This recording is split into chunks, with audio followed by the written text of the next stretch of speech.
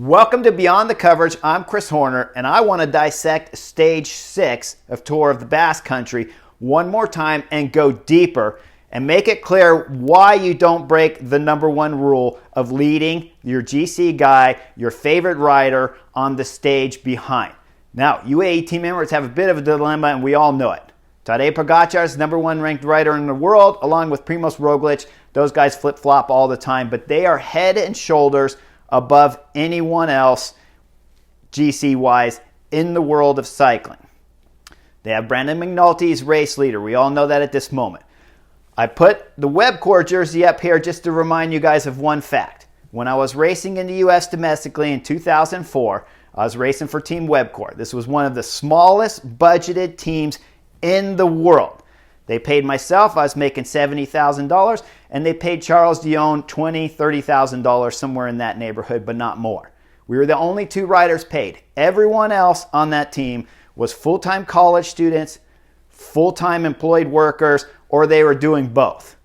We had to win with the correct tactics all the time, and you had to employ the number one rule at every moment of the stage. You never left your team, and my teammates never left me when we were racing for the win.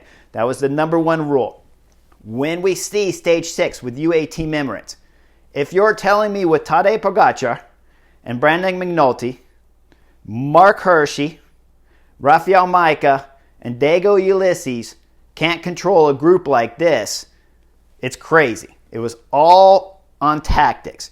You have to remember they have Conti and they have Jan Polak also back there that started the stage, so they have 7 total, but we're not going to see those first 2, so we'll focus on the 5.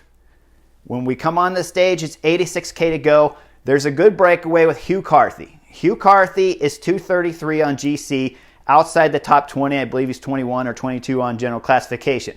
But at 233, and with Hugh Carthy's climbing ability, he's an important guy to keep in check, but there's always going to be somebody of that quality in the front group. So you cannot panic when you see that.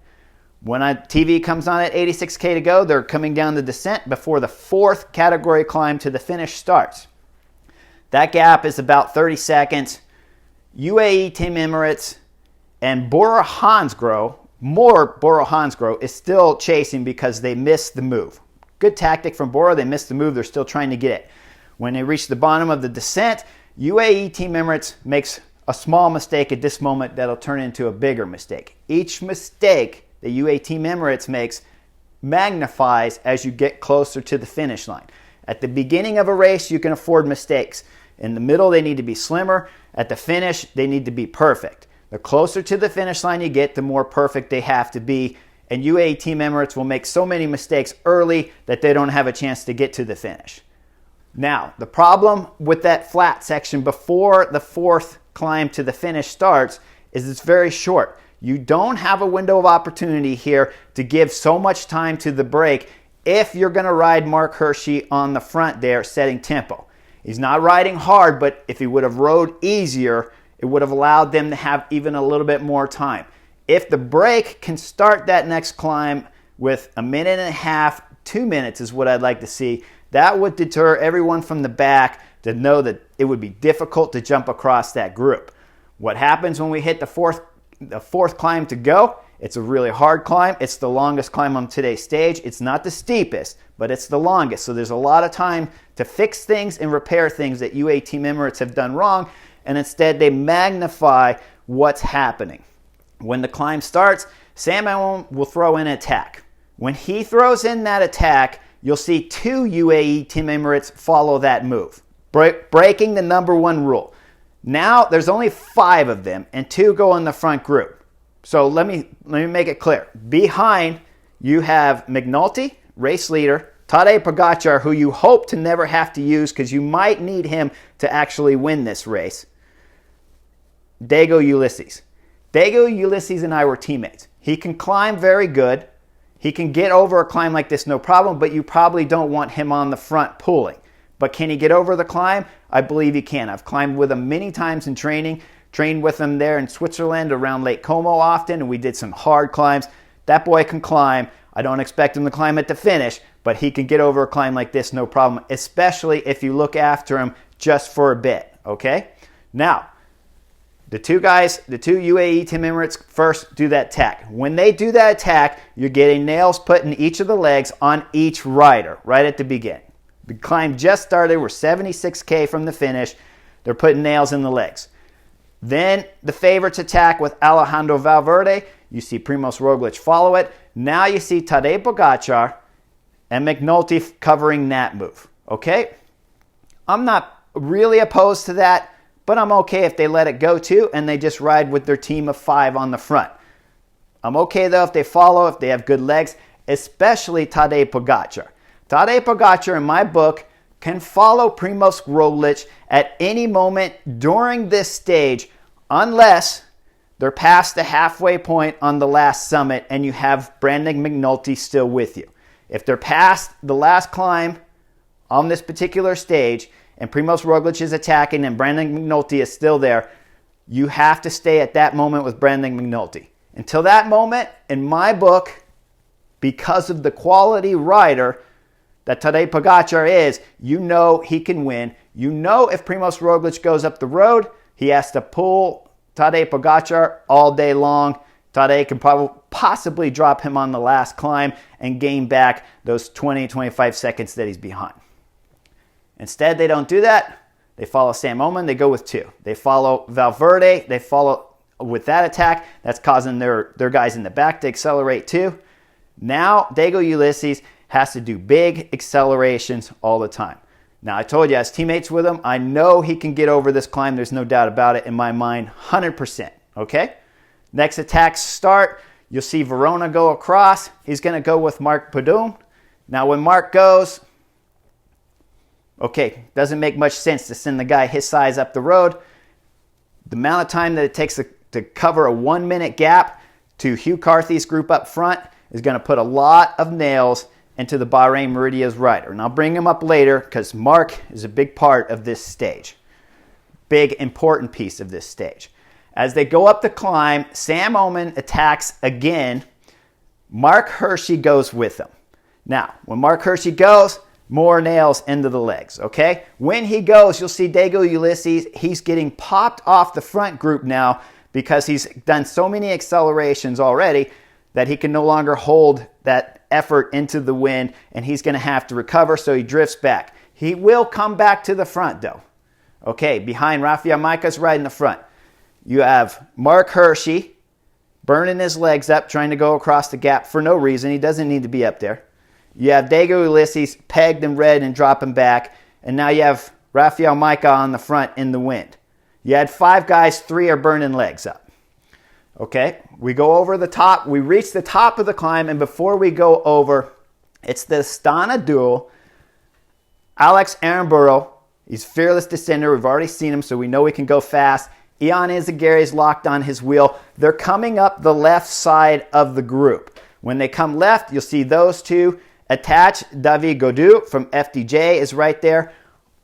In the middle is not 1, but 2 UAE Team Emirates on the front. That's Diego Ulisses and Rafael Maica on the front at the summit of the climb. Now, I don't expect them to be able to do that acceleration because they've already had to climb up a 10K climb on the front, cover attacks left and right. Diego's gotten dropped and come back, and he's still on the front, very near. We're talking 100 meters, 200 meters from the top of the summit of this climb. That is a show that he's on good form.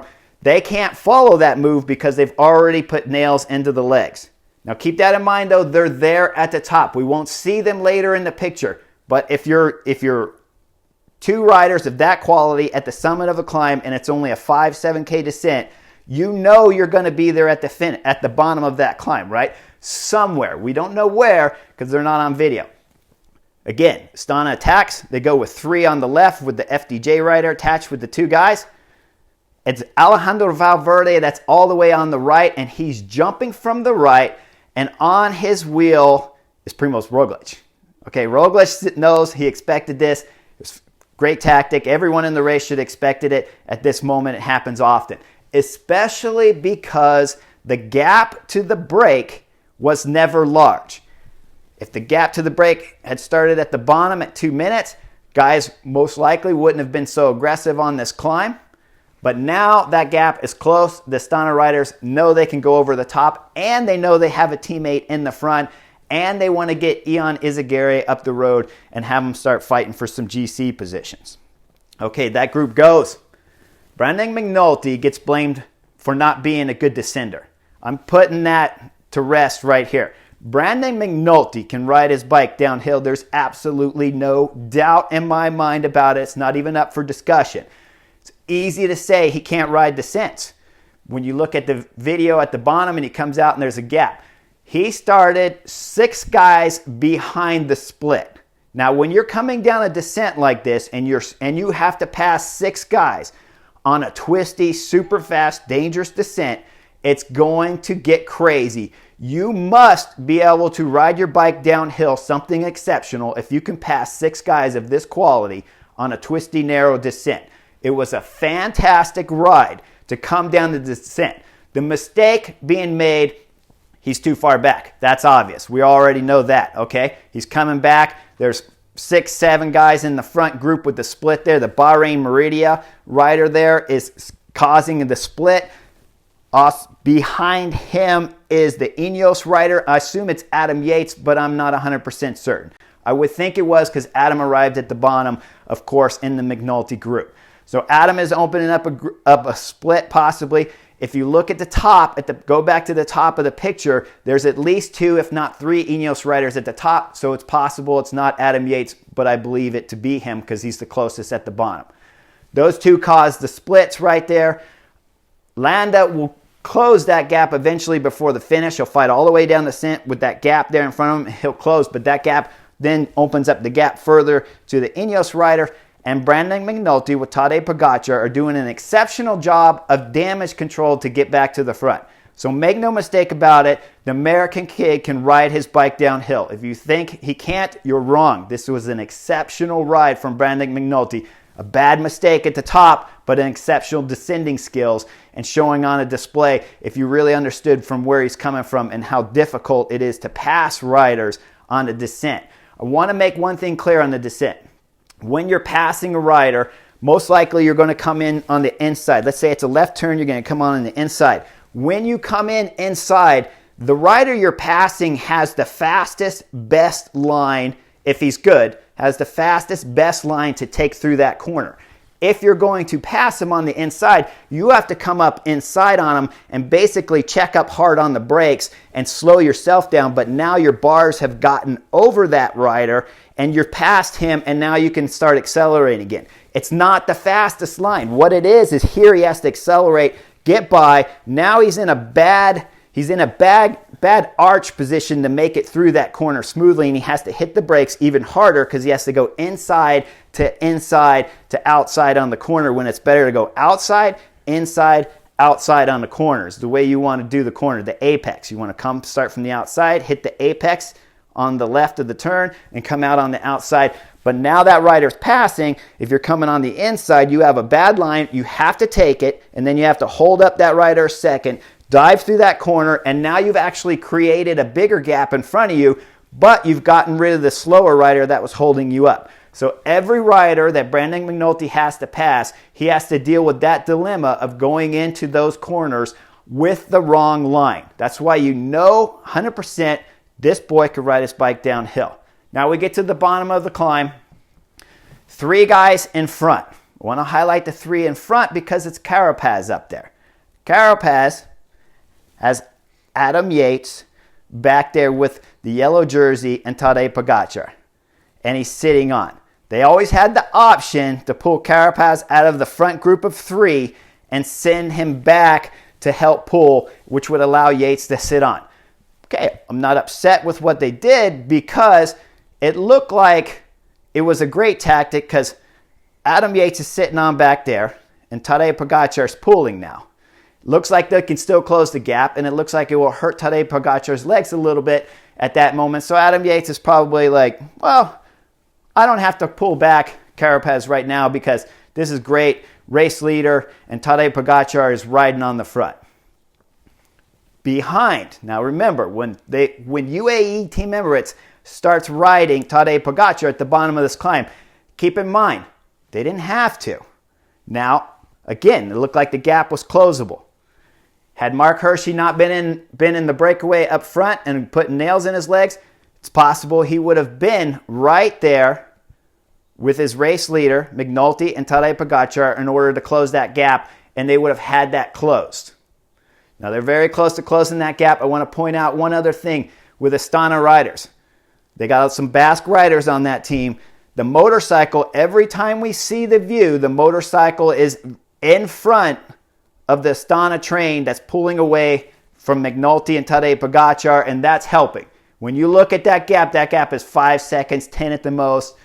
That motorcycle, even being there for 1-2 seconds, is a massive bit of help and motivation.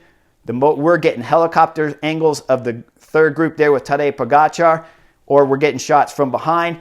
All the shots from the Astana-led Primož Roglič group is from the front, and those boys are right on that motorcycle. That's a big difference, okay? That's easily the seconds that it would take to close that gap. That's a lot of help for Primož Roglič. In the back, remember, I said at the top of the climb, you had Diego Ulysses, and you had Rafael Majka at the top of the climb. Guys, those two cannot be that far behind Tadej Pogačar and race leader Brandon McNulty at this particular point in time. We don't see them in the picture, but they can't be that far. So, UAE Team Emirates. We reached the bottom of the climb. Let's just say for giggles, they call Mark Hershey back right away. They wait 5 seconds. Diego Ulysses comes. Rafael Majka comes. Rafael Majka is a 2-time Tour de France stage winner, I believe. Maybe more. Probably 3 or 4. He's won a lot. He's also won the mountains classification. This is a quality rider.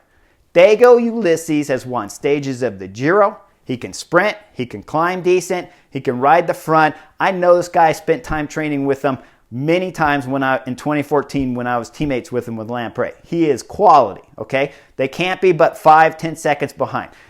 UAE Team Emirates sits up at the bottom of the climb. They say, okay, we can't close it. I'm okay with them trying to close it because the gap was right there and you can't predict the motorcycle in front.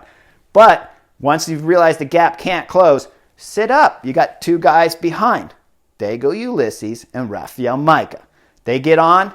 Now you have 4. Call Mark Hershey, who should have never been in that front group. Call him, bring him back. Now you have 5 again. You have 5 UAE Team Emirates with 3 climbs to go. And the only guy that's really dangerous up there is Primož Roglič. Okay. What happens next? They don't call the riders back. They call Hershey back. He comes back. He can't close the gap. Up front, I want to point something out. Pello Bilbao, Bahrain victorious, 4th on general classification, is with Brandon McNulty. Up front, Marc Padon, who went across on the break and put nails in his leg, is driving the break. Okay, you say they have Landa in the break. Landa's 10th on GC. 4th on GC on their own team is chasing. Mark is on the front driving the break when Mark Hershey's in the back with 4th place on general classification. Bahrain victorious. Pello Bilbao is chasing and his teammate is on the front pulling that group away. That's crazy tactics. They had plenty of time right then at that moment to call him back and get him off the front. Before the number 2 group, number 1 group has 3. Number 2 is the original of the break. Number 3 is the Astana-led group. As the Astana-led group is catching the number 2 group in order to get back with their teammates and start driving on the front, I want to point out one thing that Mark Hershey does wrong before he drops back to help Tadej Pogačar. The group has now set up and they go, number 2 group is sit up and slow because they know all their teammates are coming. So that everyone on the radio has heard your teammates are coming. Get ready.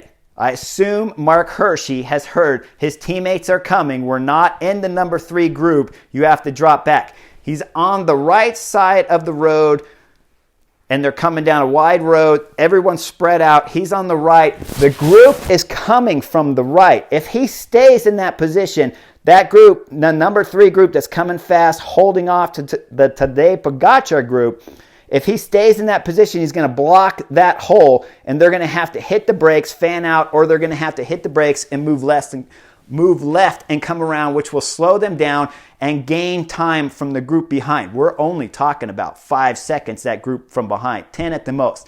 You get one little pause in the front group, McNulty's group is going to catch. Mark Hershey, who should have never been there to begin with, now has a chance to slow that group. Instead, you'll see him get up and start sprinting and move out of the way. He's going to be a real gentleman about it. He's going to move out of the way, open the door for that group to just come flying by and keep the speed coming. He does that. They do fly by. All the other guys jump on the wheel, and now those teams start working together. Instead of just one Astana rider and one Movistar rider working, now you have multiple guys, and you have Bahrain victorious up there with Mark driving it when he's got 4th on GC behind. Mark Hershey sits up, he goes back. Mark Hershey does another thing wrong with his positioning on the bike. When he's coming back to the Tadej Pogačar and Brandon McNulty group, they're on a super wide road through the valley there. He's all the way on the right side of the road. Guys, you don't go on the right. When he looks back and you see your teammates are coming up on the left, you move left, you go fast, and then it allows Tadej Pogačar to get a sling. So he's getting a draft and coming up. That's saving some more time and adding some more speed to Tadej Pogačar. Brandon McNulty, as any good rider would do, would just put his hand straight into the hip there of Mark Hershey. Now that will accelerate him onto the wheel of Tadej Pogačar. So they'll get an extra 2-3 kilometers an hour faster to come up onto the wheel with the draft and sling away. Instead, he's way over here, not helping at all, and then has to sprint all the way across back to the left in order to get on his teammate's wheel. And now McNulty has to give him an even bigger push. From that moment on, Mark Hershey will ride the front. I don't believe Tadej Pogačar helps Mark Hershey ride the front at any particular moment. But with video, I could be wrong because they're jumping back and forth. So Tadej Pogačar could have been riding through that whole valley the whole time. But every time we go back, we only see Mark Hershey. Now remember, Adam Yates is back there. He could have called Carapaz back at this particular moment too to come back and help close that gap. Pello Bilbao. Eventually, Bahrain victorious will call back Mark and he'll drop back. When he does drop back, we don't even see him on the front ever. Again, cameras are back and forth. We may have missed it. When the cameras do come back, he's in last place of the group. What are you doing, Mark, in last place of the group? You need to pull for 5-8 kilometers only, and then your job's done. And instead, they pull him out of the front group, finally, after he pulled the front group away, back to the second group now, which is the Tadej Pogačar group, and he's on the very back doing nothing. Now, if he was second or third wheel, if he was in front of Brandon McNulty, I would say maybe he had pulled and we missed it, but he's at the back of the group, so I don't think he even ever pulled. I don't know what Mark was doing back there. It made no sense to me at all. Now we'll start the third to last climb. This is the crucial time, right? Mark Hershey blew his legs up all the way coming up the climb, blew his legs up, coming down the descent with those guys, dropped out. Now he's back in the group. He's pulled for 10K, I would imagine. Pretty hard job. I don't expect him to go up the next climb. Tadej Pogačar, with 3 climbs to go, is setting the pace. This climb is nasty, folks. I've come down this descent many times. We finish at the top normally, and the bus is parked at the bottom. I've never climbed up it, and I never wanted to. When I came down it, this was a nasty climb. So steep that if you let go of the brakes, you'll just go flying into the next corner. So you have to use the brakes hard all the way down this descent in order to get through the corner. So coming up, I know it's a vicious climb, even though I've never done it. When we hit the bottom of that climb, Tadej Pogačar takes over for Brandon McNulty. Everybody on social media, Brandon's terrible, Brandon's terrible. When I see him open up the gap, I thought the same thing. I'm 100% agreeant with you guys when I saw the gap open. Tadej Pogačar is on the radio. He's calling his team. He says, Brandon's no good. He can't follow. Tadej Pogačar has to jump at that moment. He gets the A-OK and he goes. He has to make it to the Primož Roglič group, or he has to stop and regroup and rethink. When he goes up the climb, he can't close the gap because Primož Roglič and Tadej Pogačar are the same riders, same capability. In my book, one can win, one could be second. The next day, one could win, one could be second, and flip-flop all year long. These two guys are quality best in the world. When they're going up the climb, Primož Roglič knows and he takes off. When they get to the top of the climb, they go over. Brandon McNulty got a lot of flack for having bad legs on this stage. He had a bad moment at the bottom of the climb, no denying that. He's a bigger rider, young rider. A lot of stress was on his shoulders coming into this particular stage. And it's hard for a bigger rider when you first start the climb and it's short and steep like that to get into a rhythm. He blew. Tadej left him. I'm okay with Tadej's tactic, but he has to make it across. When they get to the top now, Primož Roglič is up there, and he's working solo. Tadej Pogačar has Alejandro Valverde, and of course, he has Yates working. That they're doing some. They're helping, right? So I'm thinking, okay, maybe now we get over the summit. We get a little bit further down the road. Brandon McNulty is still back there chasing. Okay, he is getting close. Now we'll go up to about 30K mark somewhere, give or take, in through that valley there. About the time when Primož Roglič has told Hugh Carthy, who's been sitting on him, David Gaudu, who's also been sitting on him, he's explained to him, I no longer want the stage. You guys can have it. Now all three are starting to work. At this moment, Pogačar is in big trouble. He already doesn't have a fluid, cohesive group working with him. You watch the video. There's a group coming behind Pello Bilbao who gotten dropped even before Brandon McNulty did on the third to go climb. He got dropped before him. He went over the top with him. He attacked Brandon McNulty after the descent started. There's a hard right turn with a little uphill rise. He attacked Brandon McNulty there and bridged across to that group. Now he's getting ready to attach to the front, to the second group up the road with Tadej Pogačar. That gives Bahrain Victorious two guys in the front. What's really funny, Bahrain Victorious, this is great. Mikel Landa finally riding the front and his teammates right behind chasing. So there's Mikel Landa, who's never pulled yet the whole time. Now his teammates back there, Pello Bilbao, 4th on general classification, is chasing 10th on general classification in their teammates. And it takes a big pull and then comes off the front. Clearly his director asked him, like, what are you doing, you knucklehead? Why are you pulling on the front? 4th on general classification, your teammate is 5 seconds behind. He stops pulling, they regroup. Now, I want to point out, right after that, Pogačar starts pulling hard, and in the picture you can see Pogačar pulling, and there's Brandon McNulty back there pulling, and he's still in the picture. He's probably 20 seconds, 25 seconds back there pulling. Now you got to remember, over the top, with Brandon McNulty so close, it's shown that he has good form. Tadej Pogačar, UAE Team Emirates, always had options throughout today's stage to stop the action at the front, pause for a second, regroup, and let their riders get back. They didn't have to attack at the beginning on the fourth climb to go. They didn't have to follow attacks there. They didn't have to, at the bottom of the last climb, start chasing there when they have two teammates that are right behind and one teammate in front, and they could have been a group of 5.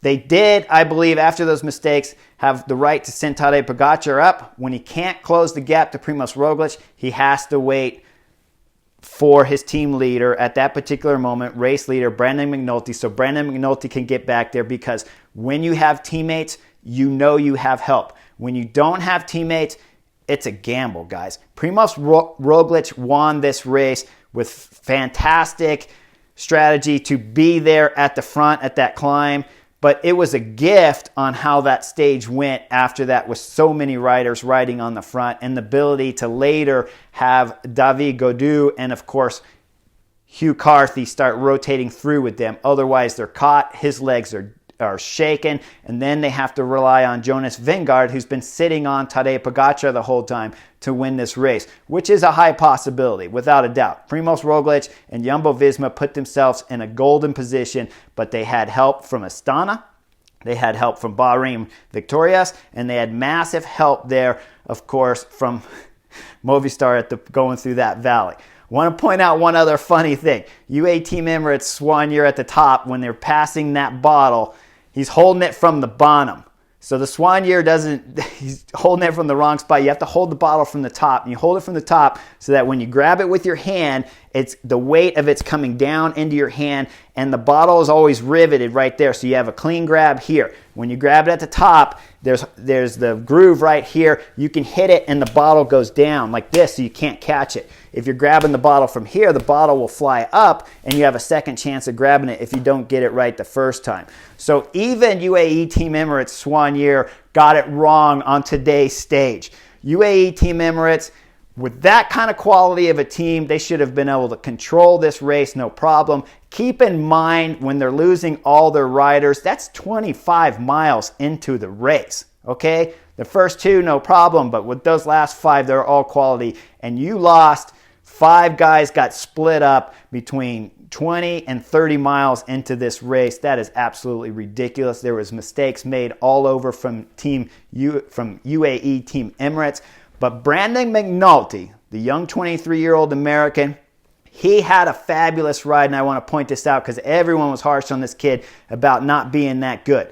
Keep in mind, after he got dropped, he rode solo for 25K, kept Primož Roglič and Tadej Pogačar at a 1 minute to a 30-second gap the whole time for 20K. If anybody out there watching this takes anything out of this video, keep in mind that McNulty had very good legs, had one bad moment, but that boy can ride the bike. There's no doubt about it. Some kind of win is on the horizon for him. UAE Team Emirates, you got a class rider there in Brandon McNulty.